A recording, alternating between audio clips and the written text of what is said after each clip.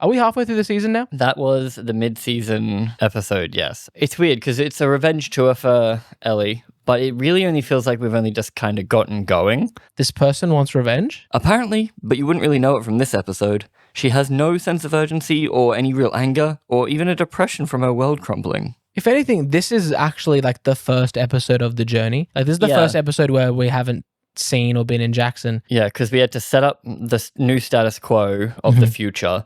Then we had to off Joel. Then we had to grieve Joel. And now we've had to set sail. Yeah. Because that's why I always usually hate when they start something off with killing someone.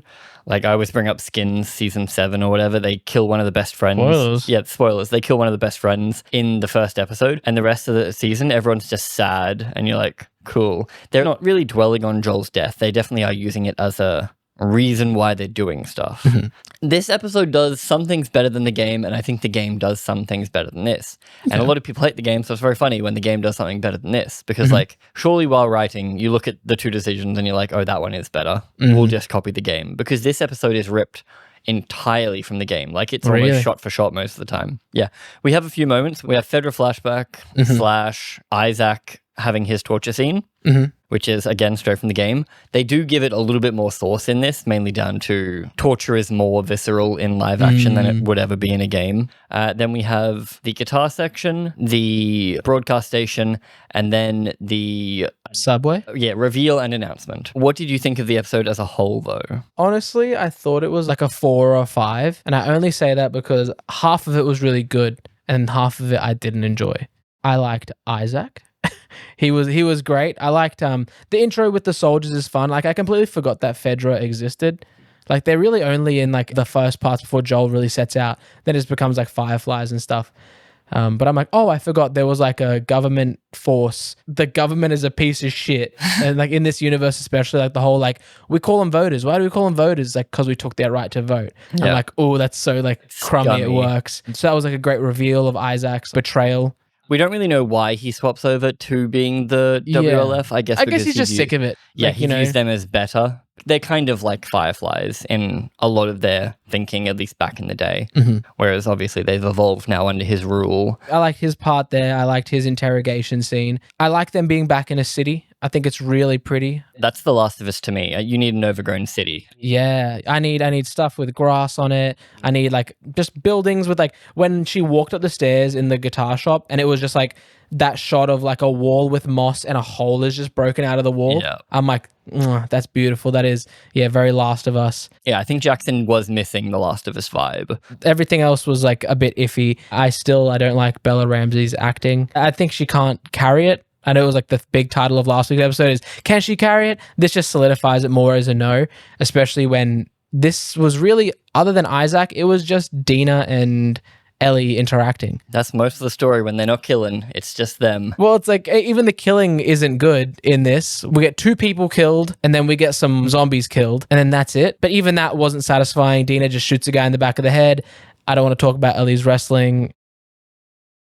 Her standing rear naked choke of a man who's 3 times her weight and size. But she had surprise. I just came from Jiu-Jutsu teaching rear naked chokes tonight. Even completely brand new white belts, brand new people to grappling. It comes very natural to get someone off of you, especially because her grip is like this.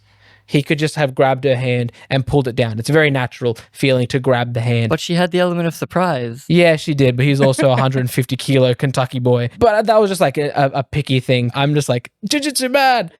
Once this episode ended, it didn't really feel like an episode. Like we don't really have enough happening or developing. We do get the reveal that Dina is pregnant, but it's like a happy reveal halfway through. It doesn't really make things more dire. They kind of just like take it in their stride and they're like, yes, we're going to do this. Well, it's interesting because she's like, I'm pregnant.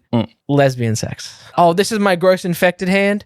Let me finger you with it. I'm immune. I'm pregnant. Bang.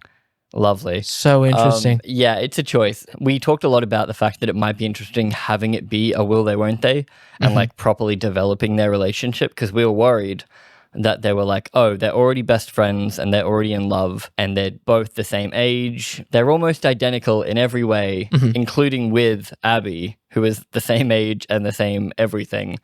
It makes it not overly interesting. And we were hoping that the will they won't they would help carry that, and we could like develop them, have them angry at each other, have them not angry at each other. And there is a scene in the game when she finds out that she's pregnant. Ellie actually goes off at her because she's like, I wouldn't put you in this situation. Like, you're a burden now. We're on a suicide mission. Yes, it's like Ellie never really thinks she's getting out of there.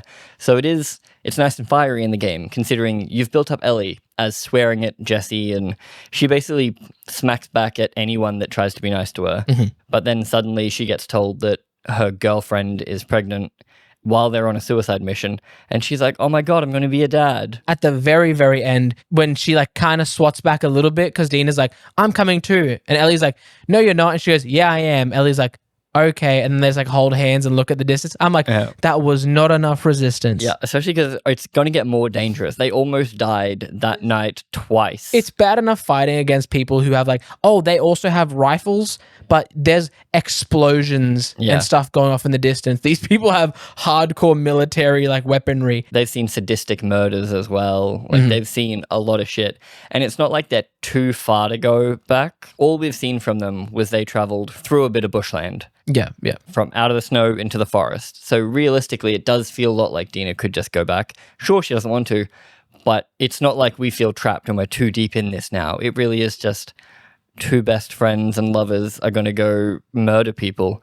It's just a lot of weird tension because Dina's holding Ellie at gunpoint, and then she sees that she hasn't turned on the notification bell. Well, she says to her, I subscribe to Bergenbeard, and then they just start making out. I always make out with people when they subscribe to Bergenbeard. Hey, looky there. I feel the character of Dina now is a less interesting watch because I know nothing bad's going to happen to him. And it's kind of the same way with Ellie. It's like when you're watching a show and you're following the main character, you know nothing bad's going to happen to them. But then a show can always like subvert your expectations. They can die or get like something horrible happening to them.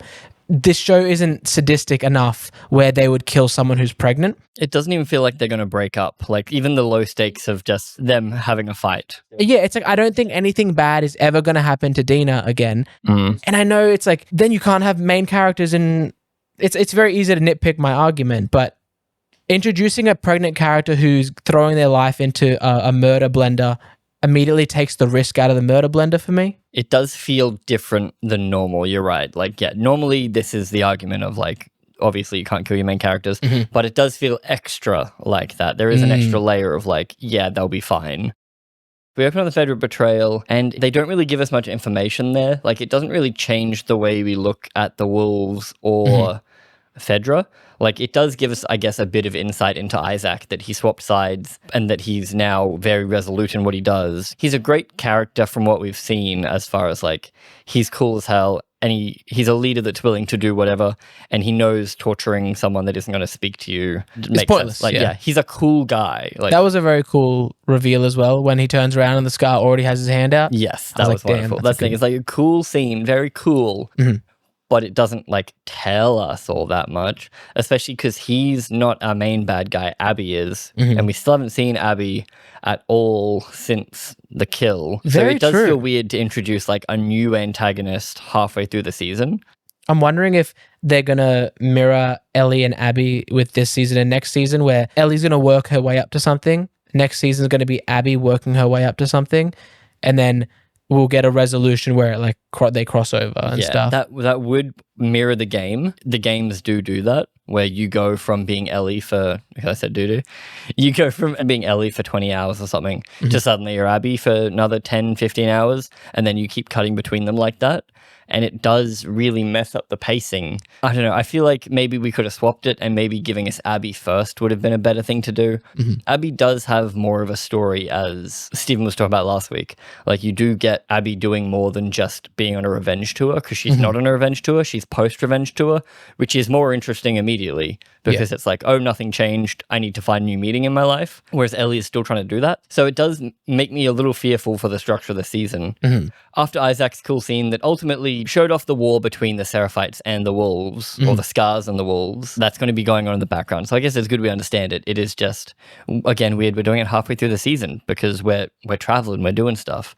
Because with the game, you'd be introduced to things as you go. Yeah. Then we get the pharmacy scene. I had foreknowledge going into it, but I also knew by what she was doing that I'm like, oh, she found a pregnancy test. Yeah, I think it was set up quite well. Yeah, I think that was done quite well. She finds them, she pees on them. I even like Ellie's reaction to the fact she does have to pee on them. She's like, you peed on it? Yeah, it's like, that's how it works. They don't have pregnancy tests. And when she first pulls it out, I'm like, well, that would be expired. And then she's like, I peed on all these. I'm like, that's all good. We get a little bit of relationship building between the two, which is nice. They're cute together, I guess, but it's not interesting. When Dina comes out of the pharmacy and Ellie's standing there on the horse with the rifle, she looks too young. Just like being framed there on the horse with the rifle, so and then having Dina like straddle her. I'm like, that's two children on a horse. That's Lord of the Rings, where like those two kids escape from. I was gonna say when the two kids escape from the village. Yeah, I wonder if they will use that in as part of the story and be like, they're just kids, but probably not. They'll probably just murder them. Sorry, Bella Ramsey. Then we move on to another scene ripped straight from the game, which is they find a guitar shop, find a pristine guitar. It's a big moment for Ellie because she didn't bring one with her. Why would she? She's going on a murder rampage. Yes. So it is a nice, slow moment, but it feels like a moment of levity that we haven't earned yet. Yes, it's like there should have been like a calm in the storm. She finds a bit of peace through all this murdering or something that she's doing, but she kind of just got it straight away. Also, it went for 45 seconds too long. I like this way better than the game. In the game, you actually have to like play it like Guitar Hero, and it's not fun. Again, it's just used to build their relationship, and they're already in love. It's just hitting the same notes again. I guess it's more of a realization for Dina that she does love her though, but and then Dina has a weird case of I'm going to explain to you that I am actually gay and this isn't just a fling. Yeah. That felt weirdly forced to me, right? The whole kind of relationship feels weirdly forced because I'm like, is Dina also just doing this because she has a fear of death coming and that Ellie's going to be the last person she's with? And so it's like last person on earth type scenario. Maybe that's why they did do the I've always been gay speech. You have strong feelings towards, and are you getting those feelings misconstrued with other things? Wait, she was born in the apocalypse, right? Why did her mum care so much about her dating boys? Very good point. I know that people obviously bring things, but again, people should have other things to worry about. So it's very weird for a mum. Am I going to have to eat you tonight? You go from Ellie straight to like a pride flag, and I was like, huh. I'm like, that feels forced. And then the rest of the scene eases the tension a bit where they're like, what the hell are these rainbows for? And I'm like, that's fun. Maybe they're positive. I'm like, they don't understand. It's like, these people were just really optimistic, I guess. I did hear it brought up that they're like, oh, they know what a dyke is, but they don't know what a pride flag is. And then I thought about it. I'm like, I guess it makes sense that the positive things wouldn't have carried through into the apocalypse because in her village, she's one of two gay people. So they wouldn't get together and be like, we have gay pride. Do you know the legend of our people and the flag? Whereas like you would have older people that know slurs and are more than happy to toss them around. But also they're not going to educate Ellie about like the rainbow. They'll call her the mean things, not be like, by the way, in the golden age, like, and Joel you're the reason we can't wear rainbow colors. And Joel definitely wasn't bringing that up. Like, there's no way.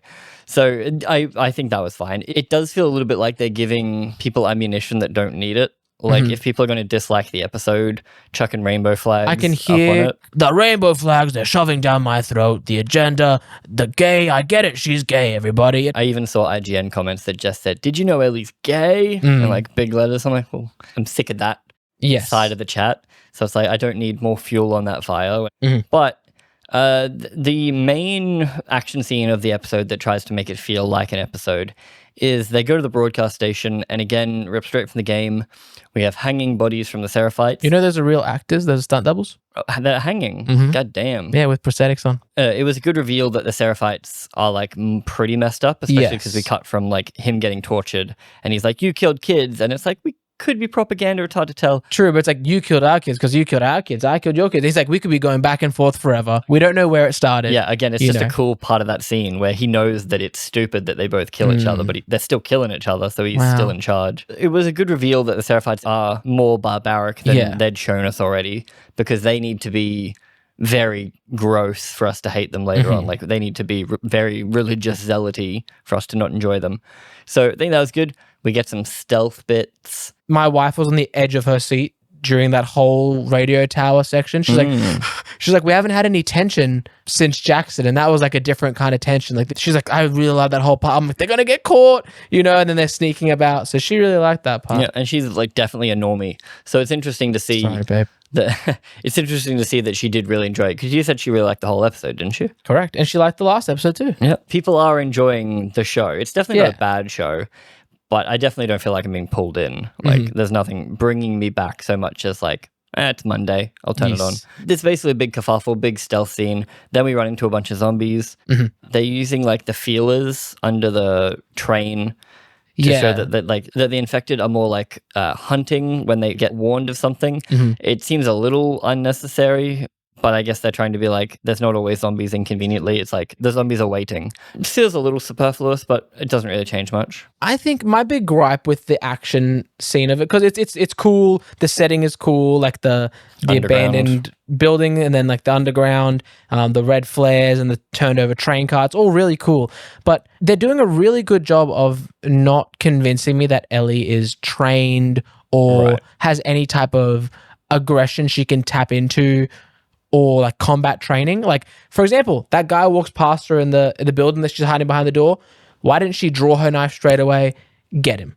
Yeah. You know, it also would have solved your jiu-jitsu complaint if he had a knife in his neck the whole time. Or if she at least stabbed him and then like Achilles, and then something it's easier to rear naked choke someone when they're losing all their blood. Correct. And then also like during the whole train sequence, I just feel like Ellie's like bumbling around. Yeah, you know, I just feel like she's not prepared, she's not thinking things through, but then also she doesn't have the aggression to survive an apocalypse. She's not showing me any type of preparedness. It's very cool that Dina does her whole like counting thing, and then she like loses track. Yep. That's like a game thing, I guess. Yeah, you have listen mode in the game, which is just detective mode to let you see through walls. Yeah, so I guess I should kind of like doing listen mode. Yeah, I think that's a really clever interpretation of that, and it does make Ellie look a bit stupider when you've got Dina doing the smart thing of like figuring out how fucked they are.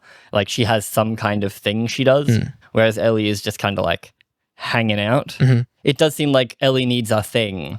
She needs something. She's just like bumbling around the apocalypse. She's like slipping and falling, sort of things. Like how are you the MC when you fell twice in your own episode or your own show? She like falls off the ladder and then she falls in the train again. Because Joel knew what he was doing, and like Joel's whole thing was that he's weathered. He doesn't trust people, and like he knows a problem's going to happen before a problem happens. It's like he's always one step ahead.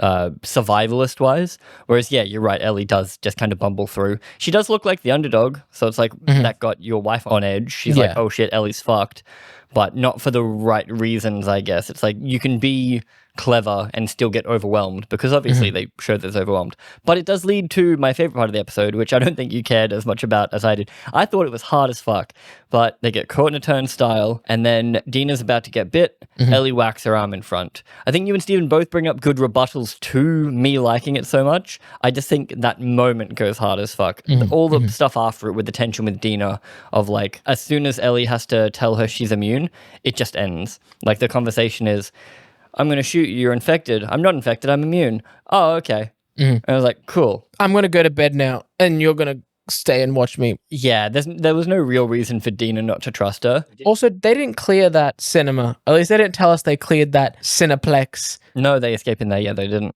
It's a zombie apocalypse, and there's two warring factions in the city. She's already immune, it's fine. And it's a nice place to hang out. But there is no tension, you're right, because they can solve that problem really quickly. If they didn't know each other, then you'd have no reason to trust her, and you would keep your gun on her. And then when she does start to twitch, if we didn't know Ellie too, we'd be like, oh fuck, she's turning. Yeah. And then it's like, oh no, it's water. Whereas we know Ellie, we know Dina, they're in love, they're not going to kill each other. Does the game mention what the turn, like how quickly someone turns? I feel like we've seen it in an episode. Episode 1 of season 1 does tell you. If you're bitten on an extremity, it takes a couple of hours. If you're bitten on your chest or neck, it's like less than an hour. Okay. So yes, there would have been a time period that I would have loved like Ellie still needs to know whether it's okay to tell someone. Like this is like one of the things that Joel and Tommy, because Tommy drills it into her in the first episode as well. And she hesitates for a little bit, but I needed to see But why? It just, she gets to the point straight away. She's like, I need to tell her. It just needed to not be Dina. Like anyone else would freak out and not trust her. And then once they do find out she's immune, they would obviously start thinking, how can I use this for my benefit? Whereas when it's Dina, it's just like, oh, my girlfriend now knows I can make our baby immune, probably. I don't know. That's not how babies and women work. It's not Ellie's DNA. Yeah, Ellie don't have no dick. But she is going to be a daddy. Oh, she's going to be a dad. I'm gonna be a dad. The tension is ruined because of that. But I still think the moment of you're immune, so someone's going to get bit, so you chuck your arm in there to get bit instead. Loved that. That was really cool. Especially because it was just done in the moment. You can see Ellie being like, I don't want to get bitten, but I definitely don't want Dina to get bitten. So it's like... And I just really enjoyed that bit. But the only other silly nitpick I have is that they come out too clean. Like, they crawled through dirt and stuff. They're way too clean. I guess they ran through the rain, but like... I guess. Their clothes are clean, their faces are clean, and Dina has curled hair and makeup on. And she's ready to fuck, but then is worried about morning breath. Very true. I don't think the breath was the stinky thing. Correct. You're worried about your wrong oral hygiene, you know what I mean? Take out that belt. Give me your belt. Give me your belt. And I was like, oh, okay. And then it's like, they just cuddle the next morning. It's like, oh, morning breath. It's a very light moment in the morning, especially, again, they've killed someone. It's this weird brevity that we're getting, or weird aloofness at random moments. Well, Dina obviously says, I'm pregnant. There's the whole kerfuffle of, I'm going to be a dad. Well, we're going to be a family. It's like, dude, this is, for one, you don't even know if she's your girlfriend yet. Okay? That's just claiming someone else's kid. Like, she has no claim. They banged one time. It's like you get with a woman that has kids and you're like, walk out to the living room and you're like, I'm your dad now. And Ellie's just so on board with it. She's like, oh boy, babies, you know? The comparison just literally showing the clip of the game. I haven't played the game, obviously, but watching the comparison, and I was like, yes, that is how she should act. Yes. Because she's an asshole to people. Let her be an asshole. But it's like, it makes so much sense because it's like, dude, we came out here to be like us two against however many, at least 5. At least 5, yes. So there's a chance we're not getting out of this. They now know more than 5. Yes. It's like, you're going to get roughed up. You have a baby in you. Which Ellie, she doesn't resist it enough. She's pussy whipped. Yep. She's like, okay. They hear some rattling and some explosions. They go up to the roof of the Cineplex and they see there's literally a war breaking out on the other side of Seattle. And they're like, we're going to go there with a pregnant woman. Correct. Sounds good. Well, Dina says, I'm going to go. Ellie says, And then Dina says, I want to go. And then Ellie goes, okay, hold my hand. We're going to go together. Okay. Again, yeah, it is a hard episode to talk about because it doesn't feel like enough happened. Like, I guess that set piece with the zombies and the tension and everything like that, but it feels like we didn't build enough, and maybe that's my fault for knowing that Dina was already pregnant, but surely they could have given me more of something. What's your score, like a 6? Yeah, 6. Definitely 6. It's not bad. It's definitely not a bad episode. I had plenty of fun watching it. I wasn't like pulled out of it drastically. I wasn't hating it while watching it. It's just fine. Yeah. I'm like, cool. The only thing I'm really liking about this show is having a weekly show to watch. Like with my partner being like, Last of Us tonight. Yeah, it's just not hitting like fun. Season 1 did. Season 1, you'd be like, God. That was a banger every episode was like 10. It's hard to follow it up. Yeah. Especially when half of the reason why things are a 10 with Pedro is just gone. So they have to try build a 10 with something else. Yeah, Pedro will be back in flashbacks apparently. So dude, when I saw the start and it was like 18 years earlier or whatever it was, 11 years earlier. You thought you were going to get Pedro? I'm like, Pedro flashback! Pedro and Tommy! But no. But what did you guys think? Do you think it was great? Let us know.